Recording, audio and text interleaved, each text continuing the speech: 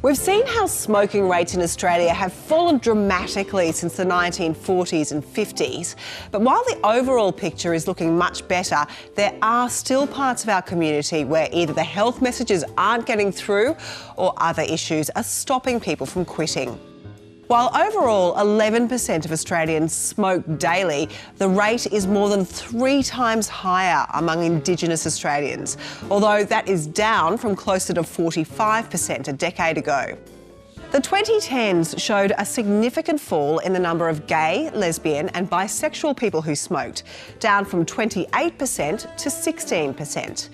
Studies have suggested smoking rates among transgender people are still well above 30%. People experiencing problems with their mental health are much more likely to be smokers. More than 30% of people with social phobias smoke. That increases to more than half of all people with general anxiety and 2/3 of people experiencing some form of psychotic disorder.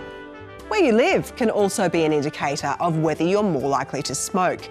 People living in remote areas smoke at a rate of around 20%. It's 13% in the regions and around just 10% in our cities. What's more, people in the lowest income areas are almost 4 times more likely to smoke than those in the richest areas.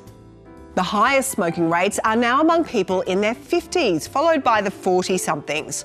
Fewer than 5% of people aged over 70 smoke, in part simply because many older male smokers have died.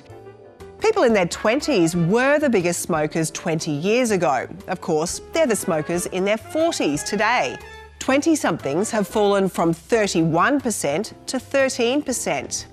What about the cost? Well, the price of cigarettes has increased astronomically thanks to rising tobacco taxes. In 1980, a pack cost just over $1. Now it's close to $50. Adjusted for inflation with a baseline of 2012, that is still a massive 10-fold increase. As a result, rolling your own cigarettes is becoming more popular, up from around a quarter 15 years ago to half of all smokers now, and many of those are under 25.